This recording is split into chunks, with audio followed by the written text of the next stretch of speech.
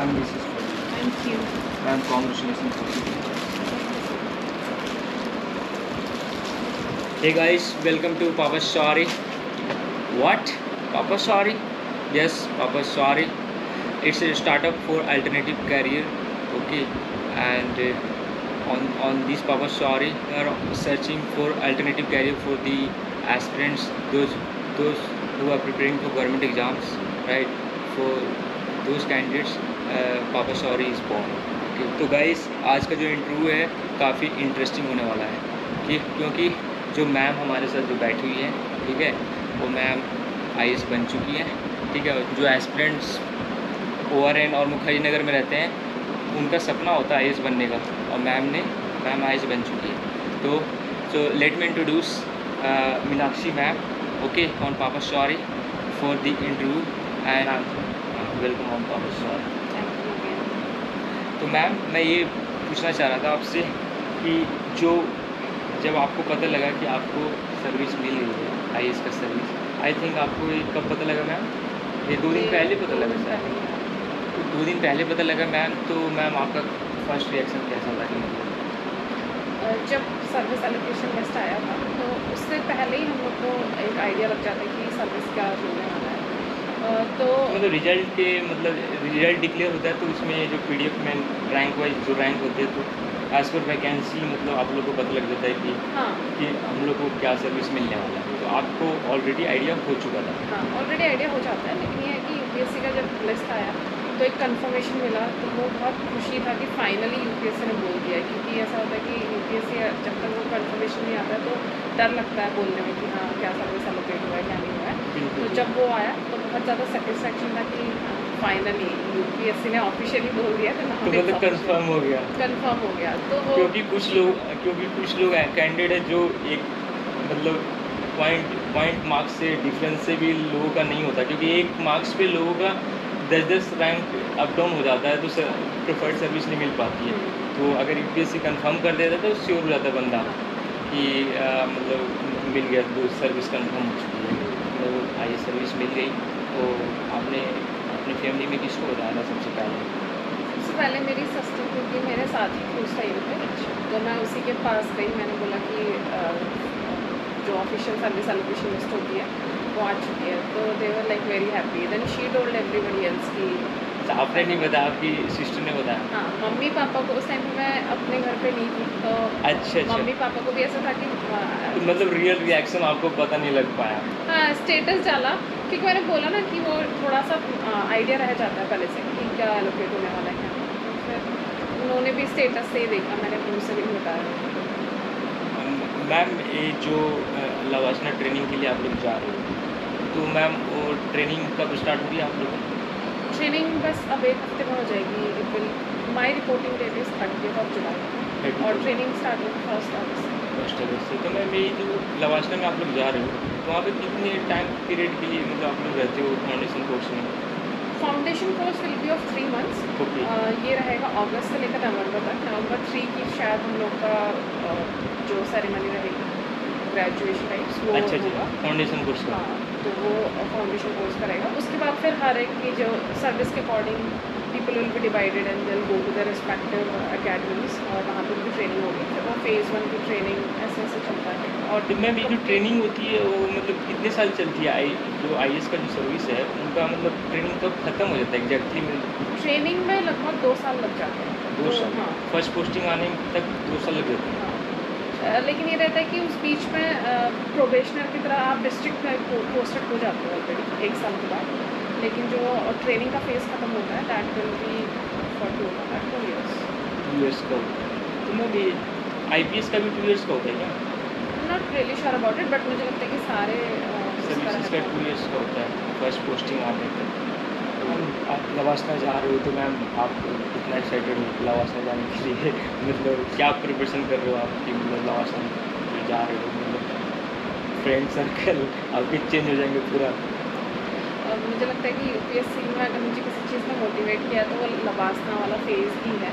तो मैं उनकी जब भी वीडियोस देखती हूँ या फिर फोटोज़ देखती हूँ तो वो बड़ा अच्छा लगता है उसको देख के। तो मैं शायद बहुत ज़्यादा एक्साइटेड हूँ लवासना जाने के लिए कि नए फ्रेंड्स बनेंगे जिनको मैं अभी जानती नहीं हूँ। कुछ लोग मिले थे मीटअप्स में, कम्युनिटी मीटअप्स में, तो उस टाइम पे इंटरेक्शन हुए। वहाँ पे इंटरेक्शन हुआ। मैम ये जो आप बताइए मैम कि जो आपका सिलेक्शन हो गया, तो मैम सिलेक्शन के बाद ये कि आपके जो पर्सनल लाइफ में क्या चेंजेस आए मैम कि मतलब आपका बिफोर एस्पिरेंट थे, जस्ट बिफोर 1 मंथ और 2 मंथ ओनली सिलेक्टेड हुए, तो जो 2 मंथ पहले का जो आपका लाइफ था और जो अभी का जो लाइफ अभी आप मतलब कैसा मतलब एक्सपीरियंसेस कैसे हैं आपके, उसके मतलब क्या चेंजेस आए हैं उसमें, तो आप ये बताइए। तो मुझे लगता है क्योंकि एस्पिरेंट्स हाँ, कि ये मतलब ड्रीम जॉब होती है ना यूपीएससी में आईएएस, तो आपको तो आईएएस सर्विस मिल चुकी है, तो आईएएस सर्विस मिली तो मैं आपको कैसा मतलब सोसाइटी से आपको क्या मतलब कि जो भी है वो सोसाइटी ने कैसे आपको एक्सेप्ट किया? सोसाइटी का ऐसा है कि जब पर्सनल लाइफ में अगर मैं बात करूँ तो ऐसा है कि जब रिज़ल्ट अनाउंस हुआ तो उसके बाद से अभी तक मुझे नहीं लगता कि मुझ में कोई चेंज है कि पहले क्या था और अभी क्या है, क्योंकि सबको यही लग रहा है मतलब as a person you are same. I am same. सबको यही लग रहा है कि लाइफ हैज़ चेंज और कुछ बदल गया है। पर्सनल लेवल पे मुझे कुछ भी फील नहीं आ रहा है, और शायद जब एक बार once I join my duties या फिर नवासना जाके शायद थोड़ा सा फील आए, लेकिन एज ऑफ नाउ ऐसा कुछ नहीं है। बट सोसाइटी की नज़रों में हाँ काफ़ी ज़्यादा चेंजेस आ गए हैं, क्योंकि मुझे ऐसा लगता है कि पहले अगर जो लोग देखते थे वो शायद ये सोचते होंगे कि पढ़ती रहती है या फिर रिजल्ट नहीं आया, लेकिन अब ऐसा लगता है उनको कि हाँ शायद ये कभी जैसे पहले छत में अगर फ़ोन से पढ़ रही हूँ तो वो सोचते होंगे कि फ़ोन चला रही है, लेकिन अब बाद में उनको रियलाइज़ हुआ कि मैं फ़ोन में पढ़ती ही थी। और कहीं भी जाओ तो अब पर्सपेक्टिव बदल गए हैं लोगों के, जैसे लोग घर आते हैं तो पर्सपेक्टिव बदल गए लोगों का, तो ये कि वो अब एक अलग नज़रिए से देखते हैं, आपको सीरियस ले रहे हैं लोग। एटलीस्ट इन माई एरिया ऐसा अच्छा फील करवाते हैं कि I have become an inspiration for people, और इस टाइप का वो फील करवाते हैं। तो सोसाइटी के उसमें से कि बहुत दूर दूर से मुझे मैसेजेस आए, कॉल्स आए, बहुत रिलेटिव्स के भी रिलेटिव्स ऐसे हैं जिन्होंने इतनी ज़्यादा खुशी दिखाई कि उन्होंने भी अपने स्टेटस लगाए, पता नहीं अच्छा चला सिलेक्शन मुझे। का हाँ, मतलब तो ये तो काफ़ी ज़्यादा चेंजेस आए, तो पर्सनल लेवल पे it's not you are the person I same. Yeah. तो मैम ये कह रहा था कि मैम आपने कब डिसाइड किया था मैम कि मेरे को यूपीएससी देना है, मतलब चाइल्डहुड ड्रीम था क्या आपका ये? नहीं, ये मेरा चाइल्डहुड ड्रीम नहीं था। आफ्टर ग्रेजुएशन आपने डिसाइड किया? नहीं, ग्रेजुएशन भी हो गया था, उसके बाद I was working in a private firm also. Okay okay. फिर उसके बाद मैंने जब प्राइवेट जॉब कर रही थी तो उस टाइम पे लगा कि हाँ I should look for some um, क्योंकि प्राइवेट में भी ऐसा था कि चलो ठीक है अगर हर साल स्विच कर सकते हैं, कुछ कर सकते हैं, लेकिन एक वो नहीं था कि क्या पाना है लाइफ में। आई थिंक वहाँ से ही मोटिवेशन आया, और फिर पेरेंट्स कहते रहते थे स्पेशली पापा, तो तब मैंने सोचा कि I should prepare for UPSC. तो उस तो टाइम मैम आपने मतलब ग्रेजुएशन के बाद जॉब भी की है, और जॉब करने के बाद आपने working as a working 1 year और 2 ईयर जितना भी किया हुआ आपने, उसके बाद मतलब प्राइवेट सेक्टर को एक्सपीरियंस करने के बाद आप यूपीएससी में जंप किए, तो उसके बाद अल्टीमेटली फाइनली सिलेक्टेड है, तो सही था। तो मैम अब हम लोग ने इतना बात कर लिया मैम, तो अब थोड़ा एस्पिरेंट्स के लिए जो हम लोग एक रिकॉर्ड कर रहे हैं, तो वो एस्पिरेंट्स को भी कुछ मिलना चाहिए इस अपने टॉक से, जो टॉक अपन जो कर रहे हैं। तो मैम ये जो एस्पिरेंट्स के जो डाउट्स रहते हैं कि प्रीलिम्स यूपीएससी का जो प्रोसेस आपको तो पता ही है 3 स्टेजेस होते हैं, तो ये जो तीनों स्टेजेस है काफ़ी मतलब अलग लेवल का चैलेंजेस है ऑल स्टेजेस पे। तो मैम ये जो प्रीलिम्स का जो फेज़ होता है यूपीएससी एस्पिरेंट, कितने जो भी एस्पिरेंट्स है भाई वो लोग प्रीलिम्स ही नहीं क्रैक पाता। प्रीलिम्स इतना अनसर्टेन लेवल का पेपर हो चुका है यूपीएससी में कि लोग प्रीलिम्स ही क्रैक नहीं पाता। वो लोग के अंदर एबिलिटी तो होता है कि मेंस निकाल ले, बट प्रीलिम्स ही नहीं क्रैक पाता। देखिए ये जो प्रीलिम्स का आपने जो प्रिपरेशन किया, तो ये जो प्रीलिम्स को आपने मैम कितना टाइम किया, जैसे मतलब कि आपने ये जो आपका जो लास्ट अटैम्प्ट था जिसमें आपको सिलेक्शन हुआ, उस अटैम्प्ट उसका उस टाइम पीरियड को डिस्कस करते हैं प्रीलिम्स, मेंस और इंटरव्यू। तो मैम जैसे अपना पेपर था 2022 में, आपको 22 वाले पेपर का आपको सिलेक्शन हुआ, ठीक है। तो मैम ये जो प्रीलिम्स का पेपर 5 जून को था शायद, 5 जून को था। तो मैम 5 जून को पेपर था प्रीलिम्स का, तो उसमें आप कितने दिन पहले आपने प्रीलिम्स का प्रिपरेशन करना स्टार्ट कर दिया था, मेंस में छोड़ दिया था हमने बिल्कुल? हाँ, ऐसा है कि जब मैं प्रिपेयर करती थी I used to prepare integrated preparation लेके चलती थी कि मेंस और प्रीलिम्स का साथ साथ कर रहे हैं, कि कुछ ऐसा रहता है कि मेंस के लिए है कुछ जैसे फैक्चुअल इन्फॉर्मेशन मिल गया कुछ, या फिर कोई डेटा या इस टाइप का, तो वो प्रीलिम्स में हेल्प करता है। क्योंकि कभी कभी डेटा इसलिए मैंने बोला क्योंकि कभी कभी प्रीलिम्स में ऐसे स्टेटमेंट्स आ जाते हैं कि let's say GDP of India is growing continuously for 5 years, ऐसे रहता है। तो ट्रेंड वाले डेटा क्वेश्चंस। ट्रेंड वाले जो क्वेश्चंस रहते हैं वो, तो एक तो इंटीग्रेटेड रहता था मेरा। लेकिन जब आपने बोला कि मेंस हटा दिया था जब से, तो I think that was from April और मई मैंने टोटली मैंने प्रीलिम्स को दिया था आपने, right?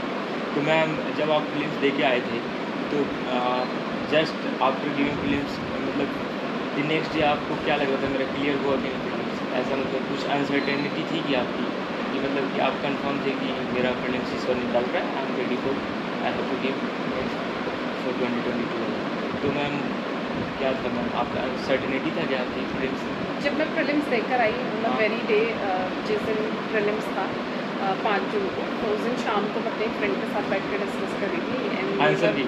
हाँ नहीं, आंसर किए नहीं, मतलब बिना ऐसे ही डिस्कस कर रहे थे कि ये क्या पेपर बनाने लग गए हैं ये तो यूपीएससी वो लिटरली कैसे यूपीएससी की, अरे क्या कर रहे हैं आजकल ये, और सी सेट स्पेशली कितना टफ बना रहे हैं और ये सब था। इंजीनियर्स लोग को भी मतलब रगड़ दे रहा है सी सेट में।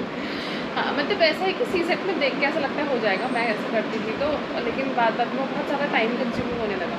तो फिर मैं इंग्लिश का अटेम्प्ट करके आई थी फिर इस साल, तो वो थोड़ा सा अनसर्टेन हो गया था मेरे लिए। ऑल तो मैंने उस समय तक आंसर कीज नहीं देखी थी, तो मैं और मेरा फ्रेंड डिस्कस कर रहे थे एंड वी रियलाइज कि हमने कुछ आंसर्स मैच करे अपने, तो ऐसा है वैसा है।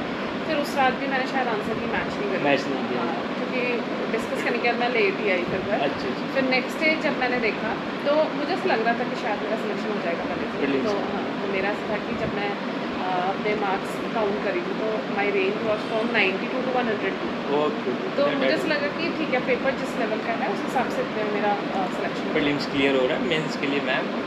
हाँ, फिर सी सेट भी एक प्रॉब्लम था ना, फिर सी सेट भी देखा तो सी सेट में भी मेरा स्कोर अच्छा था, दैट वेरी फ्रॉम 87 to 97।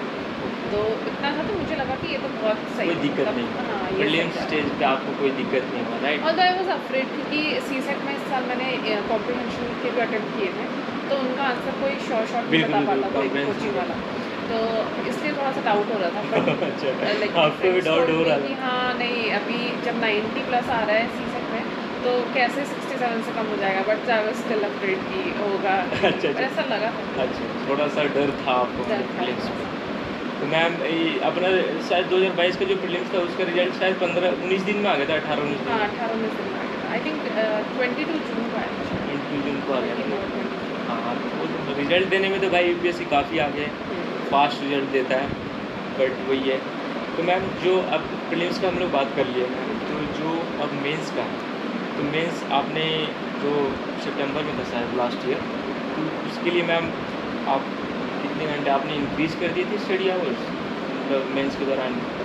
मतलब स्टडी आवर्स तो मैंने इंक्रीज नहीं करी थी, समहाउ जो भी था वो घूम फिर कर उतना ही आता था जितना मैं पहले करती थी, बट मुझे लगता है कि आंसर राइटिंग बढ़ा दी थी मैंने उस time, rather than you know studying a new content. मैंने रिवाइज करना ज़्यादा फ्रीक्वेंट किया और आंसर राइटिंग ज़्यादा स्टार्ट कर दी थी। तो ऐसा था कि बार बार कर फिर डेली के वो जो कंप्लीट पेपर्स होते हैं 3 आवर्स में, तो फुल लेंथ टेस्ट देने लग गई थी, वो चेंज किया मैंने मेंस के टाइम पे। और फिर थोड़ा सा डेटा वगैरह फ्रीक्वेंटली रिवाइज कर दी थी आंसर को एनरिच करने के लिए। और फिर ज्योग्राफी ऑप्शनल था। अच्छा, आपको ऑप्शनल ज्योग्राफी था मैम? हाँ। सच्ची मैम बताओ? हाँ हाँ। मैम यूपीएससी में तो जानती हूँ अफवाह फैला हुआ है लोगों के बीच में कि भाई ज्योग्राफी मत लियो, नहीं तो सिलेक्शन होने वाला नहीं है। आपका ये ज्योग्राफी सिलेक्शन हुआ ना मैम, मेरे को सुन के बहुत अच्छा लगा। क्योंकि मेरा एक दोस्त है, उसका नाम जतिन है, वो मेरे साथ अभी तैयारी कर रहा है, तो उसको लोगों ने बोल दिया है कि भाई तेरा ज्योग्राफी ऑप्शन, तू सबसे पहले ऑप्शनल चेंज कर, ऑप्शनल चेंज कर भाई, नहीं तो भाई उसको डरा दिया। मतलब अल्टीमेटली मैंने भी अल्टीमेटली उसको सपोर्ट किया, बोला भाई तू किसी की मत सुन, ठीक है? क्योंकि भाई अब देख मैम ही एग्जाम्पल है ज्योग्राफी के साथ, ये मैं ऐसे ज्योग्राफी ऑप्शनल इट्स ओके मतलब जो आप कह रहे हो कि ऐसा फैला हुआ है, मुझे ऐसा लगता है कि एक फ्रेंड है तो ही स्कोर्ड 298 ज्योग्राफी में, ओके, तो वो बहुत अच्छा स्कोर है। और एक और फ्रेंड है सिमिलरली स्कोर 280 प्लस है उसका, तो उन लोग के अच्छा स्कोर है। Mine was only 258। मुझे लगता है कि मैंने मेहनत बहुत ज़्यादा करी थी। मेरे केसेस में वो एप्लीकेबल है जो लोग कहते हैं कि मेहनत करोगे बट फिर भी इट्स नॉट दैट स्कोरिंग, मेरे केस में वो एप्लीकेबल होगा। मैंने आपने आपने ऑप्शनल पे वर्कआउट किया था ऑप्शनल पे मैंने काफ़ी ज़्यादा काम किया था, लेकिन उतना ज़्यादा आउटपुट नहीं आया। लेकिन जो बाकी लोग हैं उन्होंने भी, मुझे लगता है हो सकता है मेरे बराबर मेहनत या मुझसे ज़्यादा या मुझसे भी कम की होगी, लेकिन उनका स्कोर 280, उनका अच्छा आउटपुट मिला है। तो ऐसा कुछ नहीं है कि ऑप्शनल ही बेकार है, ऑप्शन तो अच्छा ही कर रहा है, लेकिन ये है कि मेरी स्ट्रैटेजी शायद कहीं पर फेल कर गई कि आई स्कोर ओनली सर्वाइविंग वाला, जितने में सिलेक्शन हो जाए हाँ हाँ 58 में, तो नहीं था। तो मैं ये जो अपना मेंस में तो एक ऑप्शनल होता है, तो उसके 2 पेपर होते हैं, और GS1 GS2 GS3 4 GS के पेपर होते हैं, और एथिक्स का भी AC का पेपर होता है। पहला पेपर तो AC का ही होता है मैम, राइट। तो मैम एक्चुअली मैम पापा सॉरी पे मैं UPSC का 3 चीज़ ज़्यादा डिस्कस करना चाह रहा था, जिसमें स्कोरिंग एरियाज़ भी हैं UPSC में। तो वो पहला था AC था, और एथिक्स था, और ऑप्शनल था। तो मैम ये बता दो कि जो भी आपका स्ट्रेटजी रहा AC का पेपर के लिए, तो वो मैम बता दीजिएगा। ऐसे का पेपर में मेरी कोई अलग से स्ट्रैटेजी नहीं थी। मतलब कंटेंट तो जो मैंने नॉर्मल बाकी GS के लिए पढ़ा है वही पढ़ा है। ओके बाकी लेकिन उसके अलावा मैंने ऐसे में मेरा एक ये रहता था कि मैंने स्टार्ट कैसे करना है, एंड कैसे करना है। तो मेरा एक बहुत ही, कह सकते हो कि आप बहुत ही रटा रटा ऐसा पैटर्न था मेरे लिए कि मैं हमेशा स्टार्ट करती थी एक स्टोरी से या किसी एनेक्डोट से। तो वो स्टोरी मुझे लगता था कि एक इंटरेस्ट जगाती है जो एग्जामिनर है उसका। तो मेरा हमेशा स्टार्टिंग वही रहता था। अगर मुझे कोई स्टोरी नहीं भी आती है तो आई यूज टू मेक स्टोरी और On the spot, on the imagination spot. जो रहती है उस पर बना देती थी। फिर उसके बाद जो मेरा बॉडी रहता था ऐसे का, उसमें मैं कोट्स यूज़ करती थी, डेटा यूज़ करती थी और बहुत सारे एग्जाम्पल्स यूज़ तो करती थी। मैम दिक्कत ये हो गया ना कि मैम फिलोसॉफिकल ऐसे आने लग गए, ठीक है। हाँ तो दोनों पेपर, दोनों आपको फिलोसॉफिकल ऐसे अटेम्प्ट करना ही करना, यू कांट स्किप, राइट। तो मैम फिलोसॉफिकल ऐसे के लेकिन लोगों के अंदर फियर, तो मैम वही फियर को एक्चुअली इस पर बताना, आपने कैसे अपना फियर ख़त्म किया फिलोसॉफिकल। मेरे लिए तो फिलोसॉफिकल एसेस तो मेरे लिए बहुत अच्छी बात थी कि यार सही है। टेक्निकल एसेस जो होते हैं वो बहुत ज़्यादा नैरो होते हैं। अगर आपको बोल दिया जाए कि G20, तो लेट्स से अगर आपको G20 के बारे में आपने पढ़ा ही नहीं है तो बहुत बड़ा डिसएडवांटेज है कि मुझे कुछ भी नहीं आता और आपको 24 पेजों का ऐसे लिखना है। और मेरे केस में अब जैसे फिलोसॉफिकल एसेस अगर आप लोगे तो उसमें ये है कि आप अपने मन से आप डायमेंशंस खोल सकते हो। अगर जैसे इस साल एक आया था ऐसे कि ships are safe at harbour but this is not what ships are made for, ऐसे करके था, तो मैंने इस पर लिखा था। तो अब अगर यहीं पर एक टेक्निकल होता तो उसमें से चॉइस करना बड़ा मुश्किल होता। अगर लकीली वो आपके फेवर में आ जाए तो बहुत अच्छी बात है कि आपने कोई सब्जेक्ट पढ़ा है, कोई टॉपिक पढ़ा है और उसी पे ही आपको 24 पेज लिखने के लिए कह दिया। लेकिन फिलोसॉफिकल एसेस में क्या होता है ना कि आप अपने मन से डायमेंशन, उसको आप फैमिली लेवल पे ले जाओ, इंडिविजुअल लेवल पे ले जाओ, सोशल, पॉलिटिकल, एनवायरमेंटल, बहुत सारे डायमेंशन खुलते हैं। आप उसको माइथोलॉजिकली भी ले जा सकते हो, कहीं से भी। तो मुझे ऐसा लगता है कि वो तो मैम ज़्यादा ये मेरे को ये बता दो कि जो एसे में इशू बेस्ड जो एसे होते हैं और फिलोसफिकल जो एसे होते हैं, तो डिफरेंस क्या है उसमें? 3 पॉइंट बता दो मुझे क्लियर कि फिलोसफिकल में एग्जांपल ज़्यादा पुट करने पड़ते हैं कि डेटा, मतलब डिफरेंसेस क्या है, मतलब इशू बेस्ड में और फिलोसफिकल एसे जो है उसमें डिफरेंसेस क्या है, मतलब या क्या? डिफरेंसेस ऐसे कुछ नहीं है। आपको लिखना तो स्टाइल तो हर किसी का ऐसा नहीं है कि यूपीएससी की इसी पैटर्न को एक्सेप्ट करता है। आपका वो अपना स्टाइल है कैसे लिखना है। अगर आप ये बोल रहे हो कि इशू बेस्ड है, लेट्स से कि इक्वालिटी पे आ जाता है कि इकोनॉमिक इनइक्वालिटी और एक सोशल जस्टिस पे लास्ट ईयर आया था, तो उन पे भी मैंने सेम ही चीज़ डाली थी कि इसमें तो कंटेंट में ज़्यादा डिफरेंस नहीं आता? कंटेंट में ऐसा कोई डिफरेंस नहीं है, लेकिन as long as you remain stick to your demand of year से तब तक कोई दिक्कत नहीं है। जैसे उसने बोला था कि इकोनॉमिक इनइक्वालिटी जो है is nothing without social justice और वाइस वर्सा, ऐसे तो उसमें भी ये है कि आपको हर बात में दिखाना है कि one can not be completed without the other, ऐसे आपको ओके। हर बात पे यही दिखाना है। तो आप कोई भी मतलब एग्जाम्पल जो डाल भी रहे हो, पैरा डेटा डाल लिखो रहे हो, वो सब उसको मैच करना चाहिए। उसका वो जो एसेंस होता है ना कि इसी बात को रिफ्लेक्ट करे आपका हर एक सेंटेंस। कुछ भी अगर आप इररेलेवेंट में लिख रहे हैं तो उसका कोई दिक्कत नहीं है। फिलोसॉफिकल एसेस के लिए भी सेम चीज़ है कि आपको उसमें डेटा डालना है, एग्जाम्पल्स डालना है, कुछ भी डालना है तो आपकी मर्जी है। ऐसा कुछ ऐसा कोई डिफरेंस नहीं आता, बट ये रहता है कि अगर आपको इशू बेस्ड है तो ज़्यादा बेटर रहेगा अगर आप कीवर्ड्स अच्छे यूज़ करो। इकोनॉमिक इनइक्वालिटी है तो कोई अगर है ऐसा पर्सन जिन्होंने इसके बारे में लिखा हो, कोई बुक्स हो, तो ये ज़्यादा इफेक्ट डालेंगे मेरे ख्याल से। तो मैम मेरा डाउट क्लियर हुआ मैम, जो आपने इसी का डिस्कस किया उसमें कोई दिक्कत नहीं है मेरे को।